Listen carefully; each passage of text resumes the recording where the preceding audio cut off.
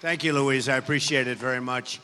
It's a great honor. I want to thank Simon & Schuster, one of the most magnificent publishers. For years and years, I've heard about Simon & Schuster as being a fabulous, I was going to say the Rolls-Royce, I was going to say the Harvard or the Yale, but they really are a great one, and I want to thank you very much. You've given us such tremendous support, and we did this quickly, and we think that we did it very effectively. It's been an incredible experience. We wrote a book, and the title, Crippled America, is very tough, but unfortunately, we have to do what we have to do, and I think one of the reasons we've been doing so well in the campaign is because we tell it like it is. We tell the truth, and America is crippled. We owe 17 and now 18, and now it's actually very soon going to be $19 trillion in debt. We have a military that doesn't have proper instruction from leadership. We don't know what we're doing. We're losing all over the world with trade deals. Every country, no matter what country you talk about, you can just pick a name out of a hat. They're beating us in trade.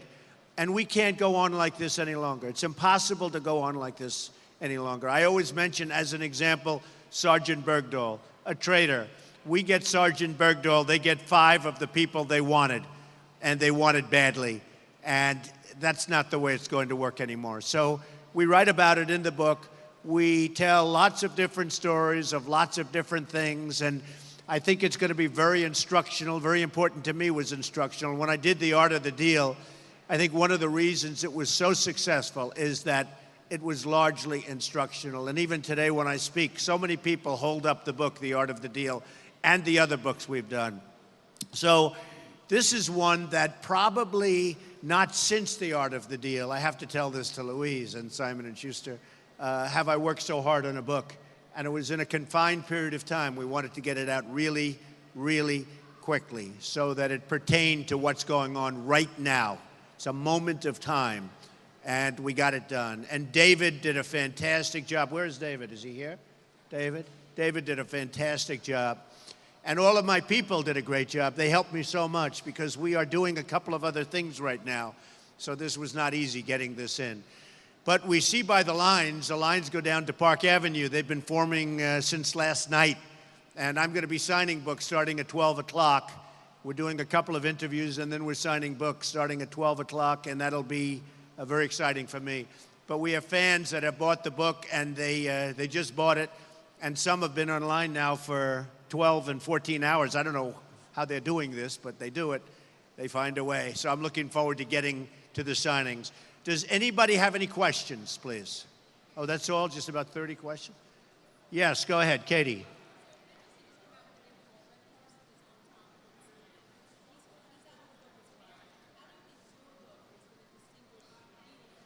Well, I think it's a different book. You know, we just had polls come out today from Iowa, where I'm leading. You saw the new poll from Iowa. You saw the new poll in New Hampshire, where I'm leading big.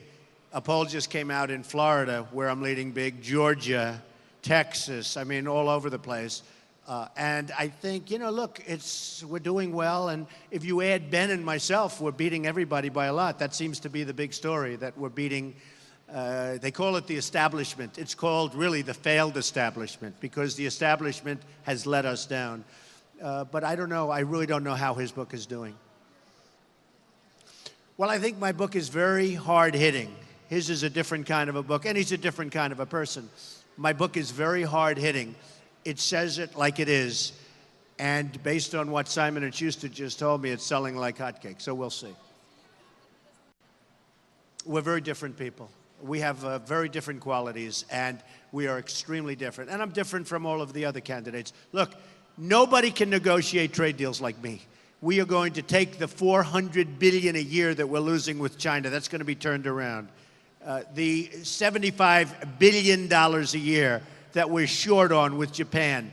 The $50 billion a year that we lose to Mexico. And that's right, there will be a wall built. It will go up, it will be built, and people will come into the country legally. So, I mean, I'm much different than, you look at Marco Rubio, very, very weak on illegal immigration. You look at Ben, he's very weak on immigration, and he wants to get rid of Medicare. I mean, Ben wants to get rid of Medicare. You can't get rid of Medicare. It'd be a horrible thing to get rid of. It actually works. You get rid of the fraud, waste, and abuse. It works. So When a man is weak on immigration and wants to get rid of Medicare, I don't know how he stays there. Go ahead, Tom.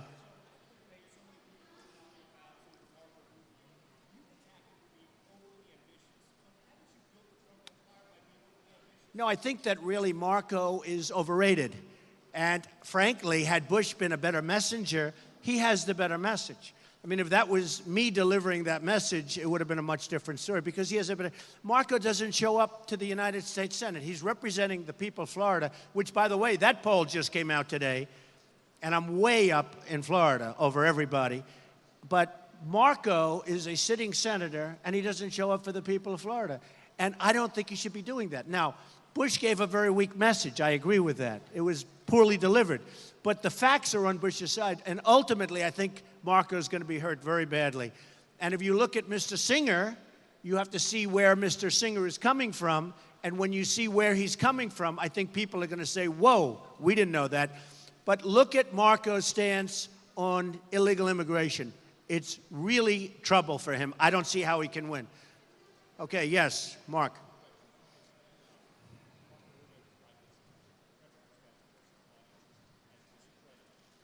Marco Rubio's personal finances are discredited? Oh, no, his personal finance, all you have to do is look at his credit card. I mean, he is a disaster with his credit cards. And I'll tell you what, I love Florida. I'm in Florida all the time. And for years, I've been hearing that his credit cards are a disaster. I would think when you take a look at it, you're going to find that. But his credit card debt and his problems with credit card and what he did when he was running the party apparatus with credit cards, I've heard about it for years. You'll have to find out. Well, he has a very bad record of finances. If you look at what happened with his houses, with his, you know, he certainly lives above his means. There's no question about that. Well, we're going to look. I'll tell you what, on the debates, it's very interesting because I don't really care that much.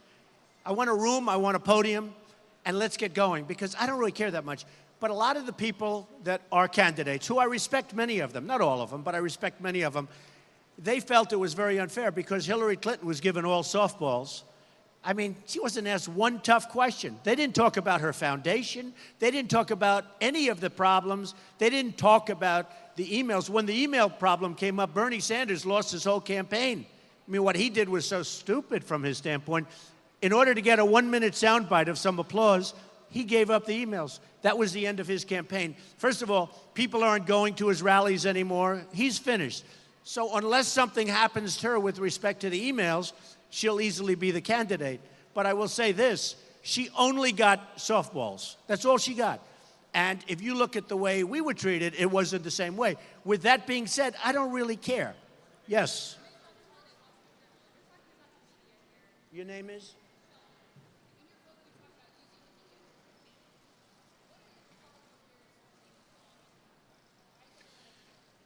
Well, I think the Republicans actually are doing a pretty good job overall. They coalesced at that last debate because, I mean, it really started with me. The guy asked me a question. I think Harwood is probably finished as a credible reporter. He's a disaster. But, and it was such a horribly put question and so obvious.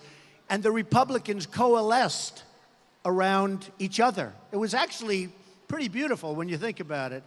And all we want to do is be treated fairly. But with me, I don't care that much. Just give me a podium. What I would say is this.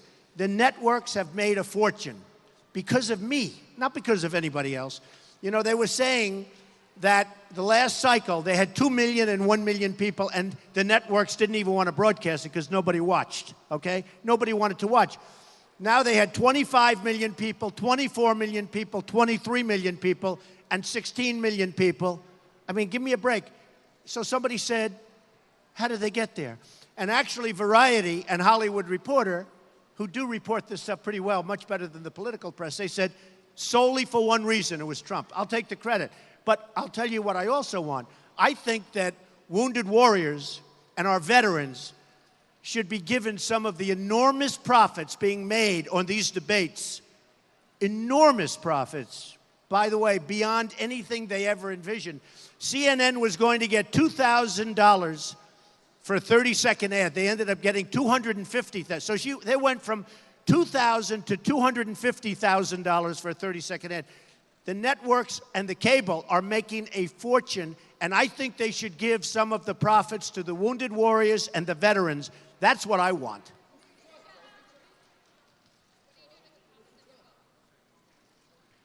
I'm giving them away.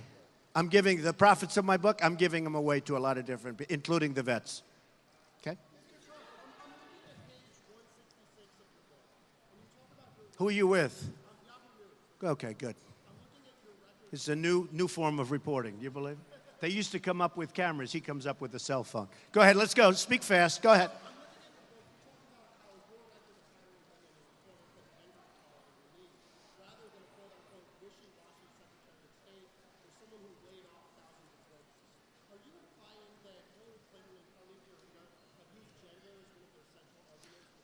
I have been amazing with respect to the hiring of women. This building was built as the head person, who was fantastic, by a woman. And that was at a time when you didn't see that in the construction trades. I mean, it was totally unique. I have many, many executives upstairs and in different buildings that I have that are women. Many, a proportion that's close to 50%, might even be over 50% if I analyze it. And they get paid a lot of money, in many cases more than men, doing the same job. So women have always appreciated that about me. I've been, in terms of employment, really a standout, and I've been honored for doing so well with women. Yes. Yes, go ahead. French television. Are you going to be voting? I don't think so. So let's go. We don't have to worry about the French right now. Go ahead. What Jeb Bush was saying at the last debate, I don't know, but he didn't say it well. What is your question? Go ahead, behind you. You're with Telemundo. Ah, welcome. Welcome to Trump Tower. I like Telemundo, by the way. I like it better than Univision. I'm suing Univision for $500 million. So. Go ahead. Because the country is doing so poorly. It's a very accurate title. Because the country is doing so poorly. Go ahead.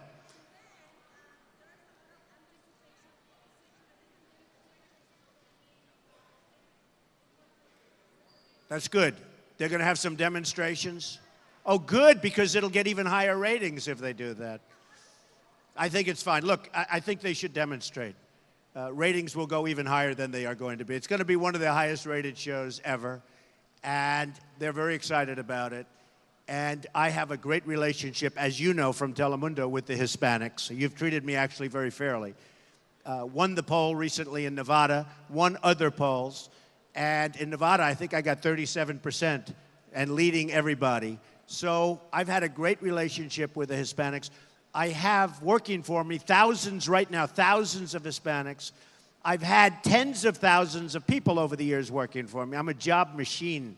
I'm a job machine. And one of the things that does come out in every single poll and every single survey is that nobody, for the economy, nobody's even close. I'm 2, 3, and you see that, 2, 3, 4, 5 times greater than anybody else. And you almost say, like, it's about the jobs, it's about the economy, then how's anybody going to beat Trump, in all fairness? But I've had a great relationship with the workers. I've had a great relationship with jobs, and I've had an amazing relationship with the Hispanics. And I predict that I'm going to win the Hispanic vote.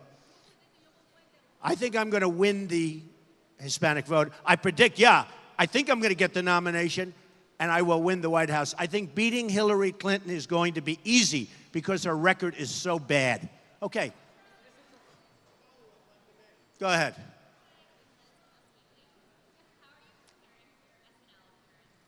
That's the question I like. How am I preparing for my SNL? Well, I'm meeting with Lorne Michaels in a little while, later on, after we're going to sign. I guess got thousands of people online, but we're going to sign, and then later on this evening, I'm meeting with Lorne Michaels and the whole staff, and we'll start the preparation. We'll pick our skits. Am I nervous? Not too nervous. Not too nervous. But we'll do a good job, and we're going to have a fantastic show. We're going to all have a lot of fun. My Jeb impression? No, I don't want to do that. I don't like showing a person sleeping at a podium. Tom is asking, can Jeb make a comeback? I think it's going to be very hard. It's very hard. Not about money.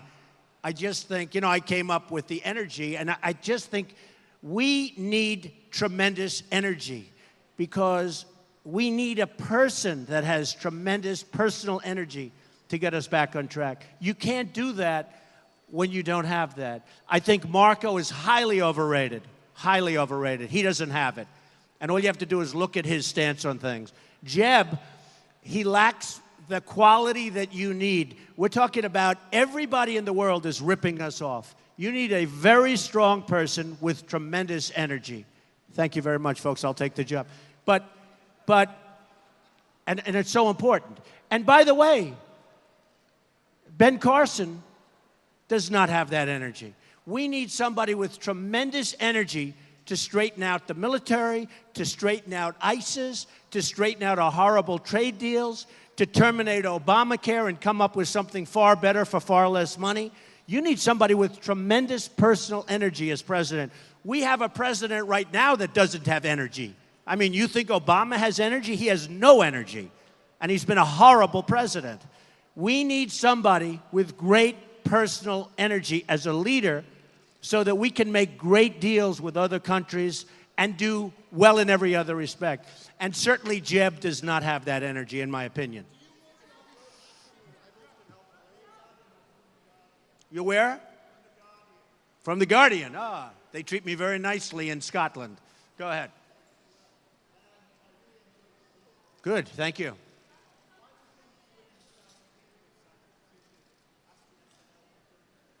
Well, we just went over that, honestly. We just went over that. And it's, it's only going to make it hotter. Okay, another question. Go ahead.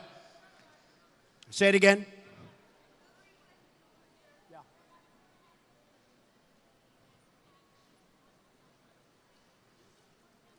You're going to see what we're going to do. You're going to see.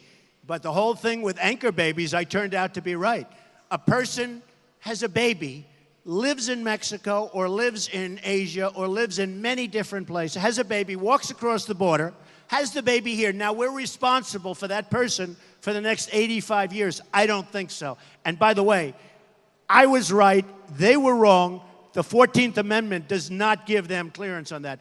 And if you wanted to do that in Mexico, or if you wanted to do that in almost any other country, where you have a baby in that country and that country has that person for 85 years, including all of the costs of that person, they would laugh you right out of the country. You would be laughed out of the country so fast. So that turned out I was 100% right. We'll have to worry about that. We're going to take care of it. And it's going to be done in a very humane way. But we're going to bring back our country. And we're going to have a wall. And Mexico's going to pay for the wall.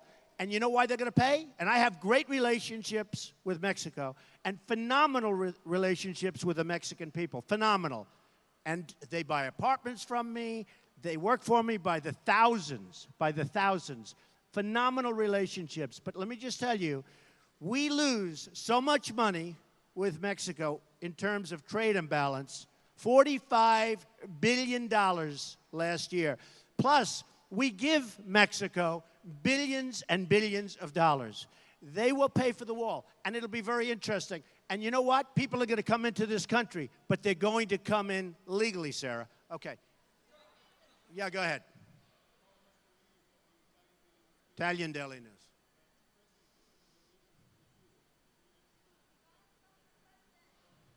Can you talk louder? Nobody can hear.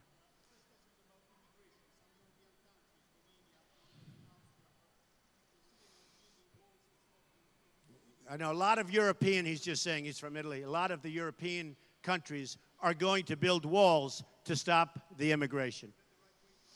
Well, walls work. All you have to do is ask Israel. Walls work if it's properly constructed.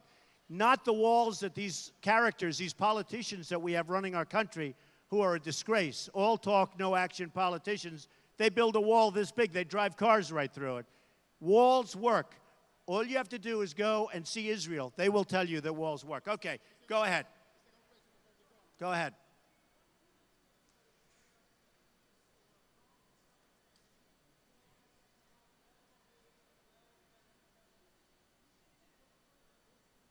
Yeah.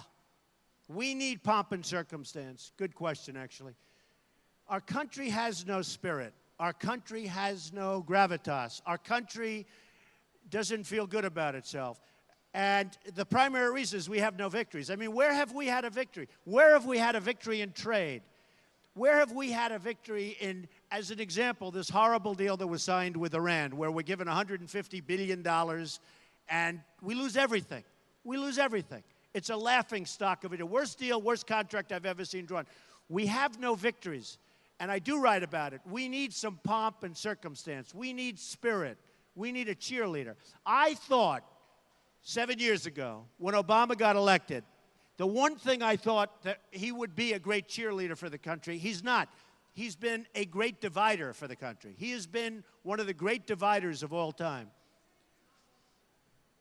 I'm not saying dressed. It has nothing to do with dress. It has to do with the fact that what he says is very divisive. He has been a great divider for this country, and that should not have happened. Okay. Yes.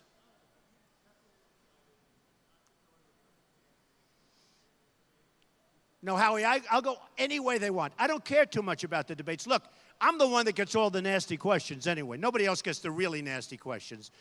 In a certain way, maybe they're defending me, although I will tell you they're not doing it for that reason. I think it's irrelevant. I like the debates. I've had the debates. I've done well in the debates. As you know, every single poll said I won all 3 debates. Now, I don't know if I did or not, but I certainly didn't do badly. But every single poll said, even CNBC's poll said I won the debate. So I like the debates. I think they're good for me. But we have to be treated a little bit fairly. As an example, Hillary Clinton, no tough questions. I mean, why didn't they ask about Bill? Why didn't they ask about all of the different things? No tough questions. Now, that was staged by the Democrats. And frankly, they did a very smart thing in the way they staged it. Well, we're going to stage something properly also. But as far as I'm concerned, I really don't care that much. I just want to debate. I think debating is a good thing. It's healthy, gets everything into the open. But you don't want people like Harwood that read a question, that he wrote, carefully wrote. He thought he was such. His career, in my opinion, his career is probably ruined or certainly threatened. You could ask about anything you want. I mean, you have to ask about anything you want. Hillary had only softballs all night long. It was like this. Here, Hillary, hit this one over the park. So, yeah, go ahead. Are you from Russia? All right. I think our relationship with Russia will be very good. Vladimir Putin was on 60 Minutes with me 3 weeks ago, right? Putin. And they have one of the highest ratings they've had in a long time. So I'm going to give him total credit. But we will have a very good relationship, I think, with Russia. Now, maybe we won't. But I believe we will have a very good relationship with Russia. I believe that I will have a very good relationship with Putin. Go ahead.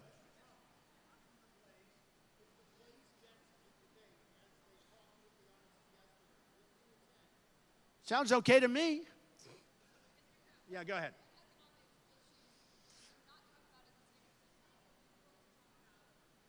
Well, I think there are a lot of economic issues. We didn't talk about trade. We didn't talk about devaluations, right? We didn't talk about corporate inversions, which, by the way, none of the other candidates, they don't even know what it means.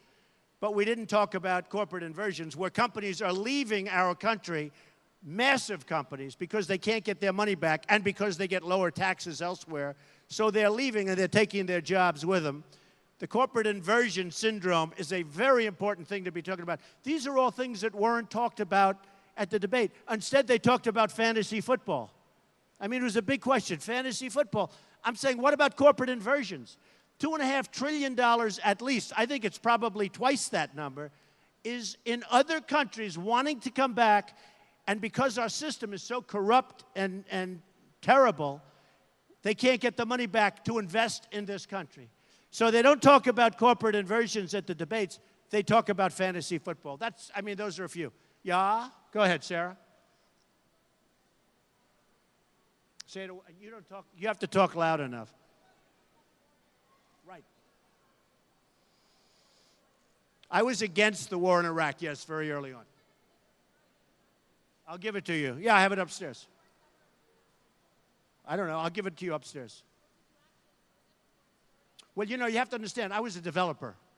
A lot of people didn't care about my view in 2003, 2004, but there was a Reuters article taken from a magazine about my stance in 2004, I believe in July of 2004, and it talked about my stance on how I felt about Iraq. And I said very strongly exactly what happened. I said, you will destabilize the Middle East, and when you destabilize the Middle East, Iran will take over Iraq. That's exactly what's happening. And they'll take over the oil reserves, which are among the largest in the world. And in addition, other bad things will happen. The other bad things are ISIS. I said that in 2004, and that was an article that was taken from a magazine, which was previous to that. I felt that for a long time.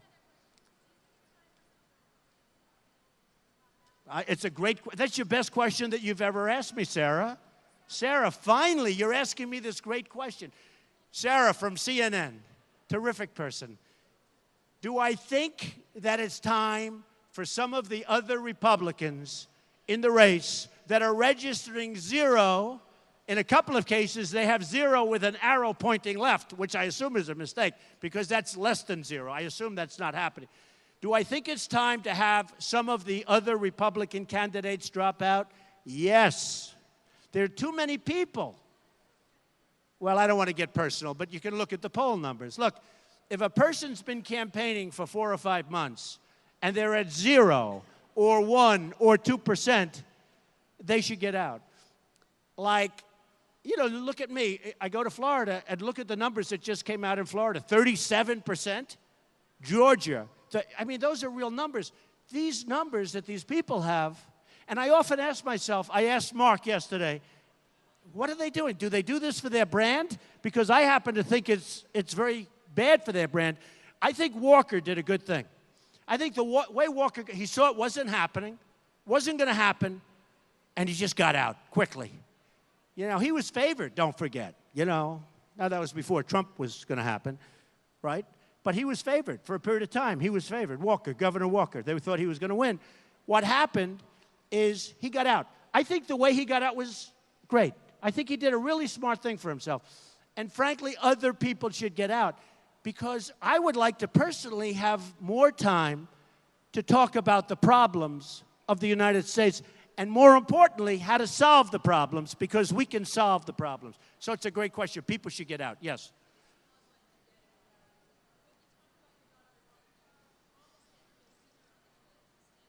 Ivanka. Oh, they just said one of the biggest applause lines. It's true. I get is when I talk about my daughter, Ivanka. She was just at Fortune magazine for like something like Woman of the Year, which is great. I'm very proud. She doesn't know. Ivanka, just say hello, okay? But Ivanka is going to be very involved, and Melania is going to be very involved very soon. They're going to be coming out very soon. Oh, Ivanka's going to Iowa. When are you going to Iowa?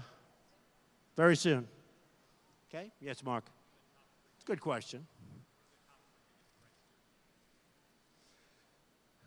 I would say I don't see threats. I mean, whatever it is I have to do.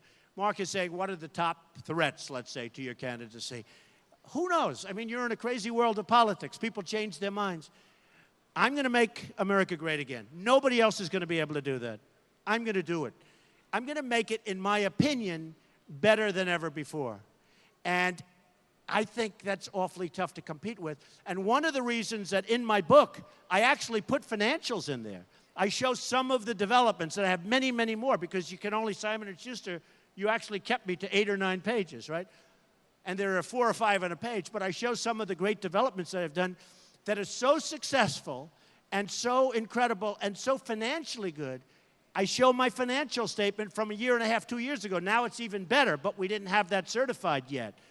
So I do that not in a braggadocious way. I do that because that's the kind of thinking our country needs right now. We are run by people that are incompetent. We are run by people who, in so many words, I hate to use the word stupid, but you have to use that word unless they have bad intentions, which I don't believe they do. But we are run by incompetent people. We have incompetent leadership. There are so many things. Like I mentioned, corporate inversion. The Democrats want the money to come back. Who doesn't? The Republicans want the money to come back. For 3 years, the Democrats have said, we want the money to come back. For 3 years, the Democrats and the Republicans agree, 100%. You have a vast majority, maybe everybody. For 3 years, guess what? They haven't done anything, right? They can't even get along when they agree. So here's the thing where we can take trillions of dollars, bring it back into this country, rebuild big parts of our country with it. Companies can spend that money in our country. We have everybody agrees it should be done for years, and they can't do it. That's a part of the problem. Well, you're going to look. You're going to look. A lot of controversy with Mr. Singer. There are those people that probably wouldn't have wanted him to back. But we'll see. I'll talk to you. Go ahead. Oh, well, they'll agree. No, they'll agree. They just didn't want to go through the unfair questions because they weren't questions, they were statements. You see, they were asking Katie, they were giving statements in a sarcastic, disgusting way. And by the way, I think Becky is terrific, and I think Carl is terrific. But I think John Harwood is not very good at what he does. But I think Becky Quick is a terrific person. I think Carl is a terrific person. But I will tell you, John Harwood was a disgrace to CNBC. Yeah, go ahead, Tom.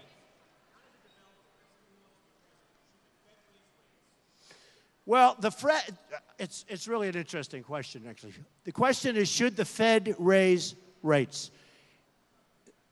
They are not raising them because Obama has asked them not to raise them. In my opinion, he wants to get out of office because we are in a bubble. And when those rates are raised, a lot of bad things are going to happen or potentially going to happen. And in my opinion, Janet Yellen is highly political, and she's not raising rates for a very specific reason because Obama told her not to, because he wants to be out playing golf in a year from now, and he wants to be doing other things, and he doesn't want to see a big bubble burst during his administration. Janet Yellen should have raised the rates. She's not doing it because the Obama administration and the president doesn't want her to. And if she does it, you see what happens every time there's even a thought of raising them just a little bit. And one of the problems that we have is our currency right now is not competitive with other currencies. Because if you look at the devaluations of China, of Japan, of many, many different countries, they're making it impossible for our companies to compete with them because we don't have leaders that know how to say to China, don't do that, don't do that. Because if you do that, we're going to put a big fat tax on you. Don't do that. And you know what? If you said that, they wouldn't do it, if you had the right message. All right, how about one more question? Howie, do you have another question? I love Howie Kurtz. He always treats me so nice. Who? Yes, yes. I'm focused on one very big election, one very important election. There's some pretty good elections. I'm not watching any of them in particular. I'll be watching them on Tuesday night. But I'll be out there. We'll be out voting. But the election that I'm watching is the election for the presidency of the United States. That is going to be, in my opinion, this will be truly one of the most important elections we've ever had in this country. We're so far behind, and we cannot go another 4 years with incompetent leadership. Good question. Fine. Okay. What else?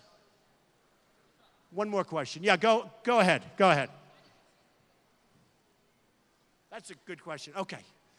So Simon & Schuster came up to me. They wanted to do a book. They wanted it to do on success and how do you do this and how do you build it. And that's what the book is largely about, but we talk so much about the country. And I said, I'll do it, but we have to talk about the country. What happened is they sent this incredible photographer up to do a book cover, to do a picture.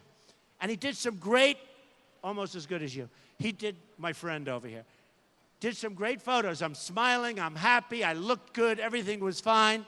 And then he took one where I wasn't like really thinking about a photo. And it turned out to be a nasty picture. And then the book was written, and the title was given, and the only really terrible picture I had was that one. It's a terrible, horrible, nasty picture. But when you're talking about Crippled America, and you're talking about all of the problems we have, I can't have a big smiley face up there. So that's how we picked it. So we picked the worst photo taken of me.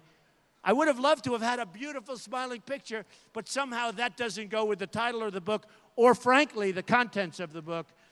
And actually, Simon & Schuster agreed with me. Okay? Yeah. Let me have it. Say it again. What? Are the other Republicans afraid to debate? Well, some of them should be. Okay. Thank you very much, everybody. Thank you. Simon & Schuster, thank you. Louise, thank you.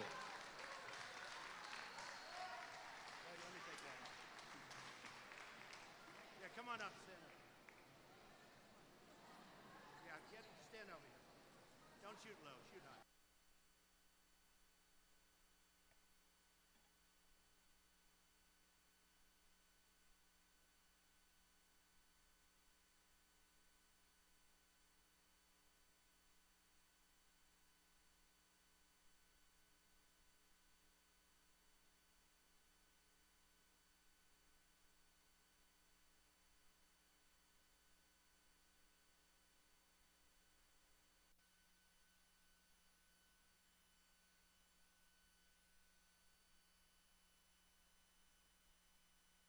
All right, guys, that is a wrap on that event. Wow, they quickly cut away from that and just took us straight to the shot showing the White House. Stay with me for just a second, guys.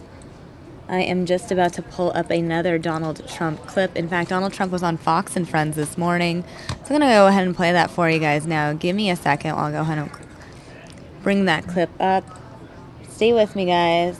More Trump right here, right now on Fox 10 News Now.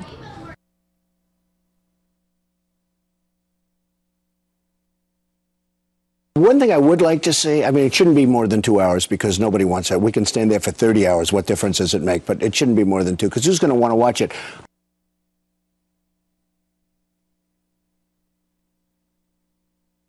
If you watch the Hillary debate, it was all softballs. Hillary was all softballs, everything. And they had it, in all fairness, it was very well orchestrated. They don't want to have anything happen to her that's going to be bad. Sure. And they didn't hit her with one question. With the questions we were getting, they were nasty questions. I mean, I actually said, the first question, I said, boy, that's a nasty question. So, look, it's fine. I want to have debates. I like to have the debates. It's actually, I'm enjoying the debates.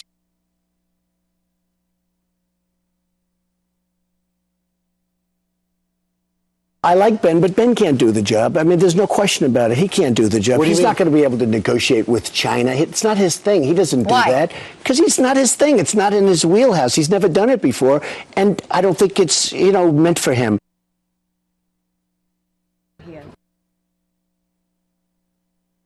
Ben is weak on immigration. Let me give you an example. Ben is very weak on immigration. He's very weak. I'm very strong on immigration. And Rubio is horrible on immigration as far as Rubio is concerned.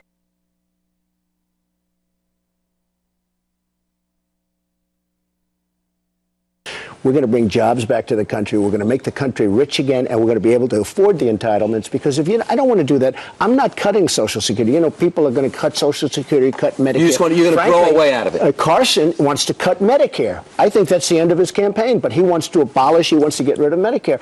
To me, that's the end of his campaign. That's a program that actually works.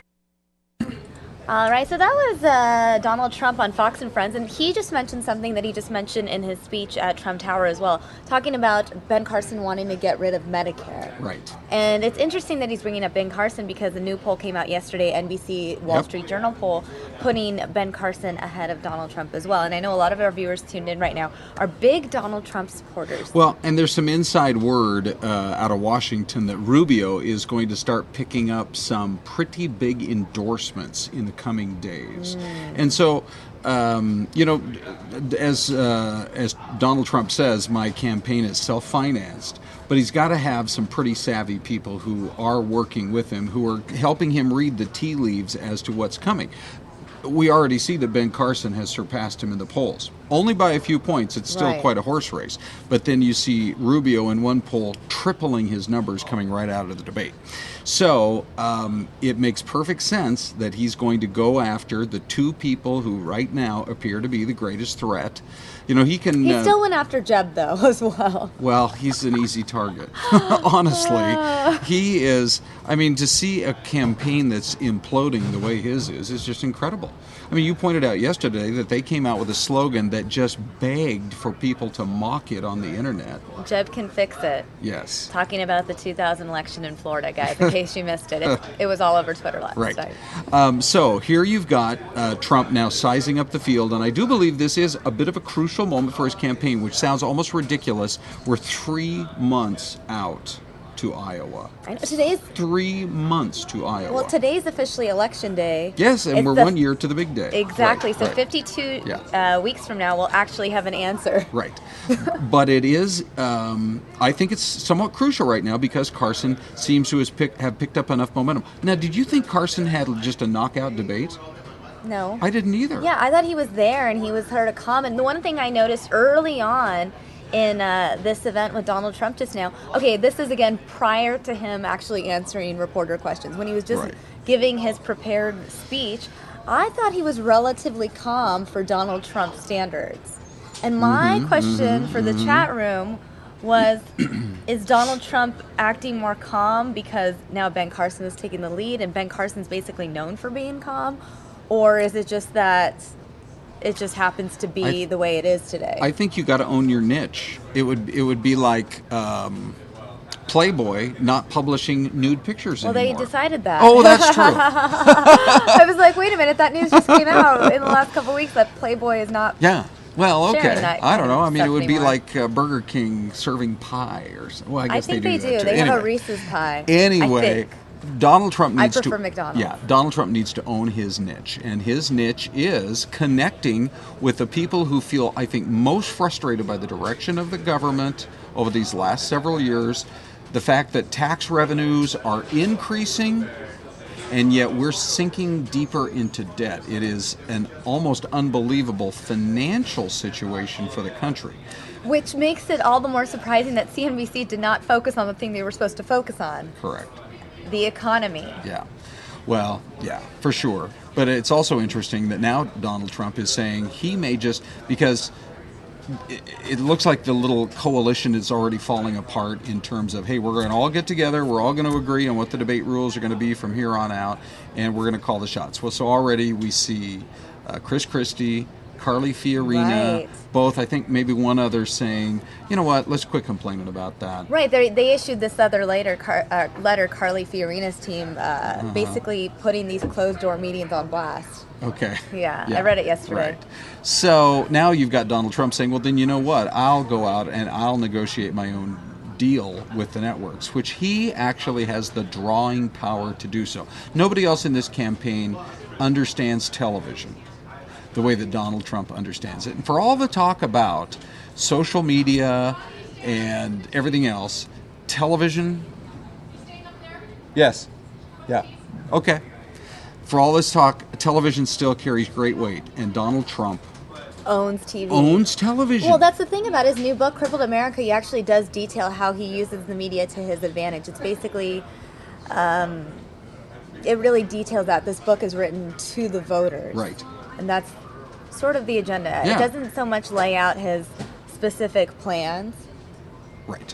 Which, just as an aside, what we're doing here on News Now, on Fox 10 News Now, is basically bringing television to the internet, to your phone. Right? That's the whole reason we created this. Mm-hmm. And so I think after about 30, almost more than 30 years of being on television, I got a pretty good feel for it. Right. Here's Donald Trump, who's been on network television for years and years, and he completely understands it. He gets the frustration of the country, he gets everything else.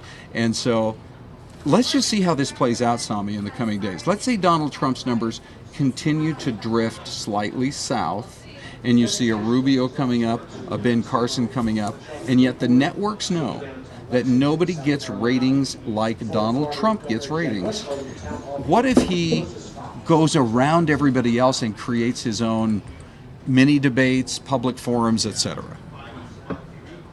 I don't know exactly. I saw you were pointing at something. So. Yeah, I want to show you. I want to show you this cover. It's going to come up again on the screen. Okay. But the cover for the Donald Trump book, Crippled America. I want your take on the picture he chose to use, because this is something he went into detail about. Okay. Because he was saying how most people tend to pick a picture of themselves where they're smiling or they're happy. Right. And he purposely showed this face where he's scowling and he's angry. Yeah. And his take is, you know, he's angry with the current state of America. Sure. Well, and the book is called Crippled America, and he feels like the last 8 years' policies have done that and have, in general, weakened the country. So the argument is, if you like the way things are going now, Joe Biden would have probably been your number one best choice. He would have 100% carried on the Obama policies.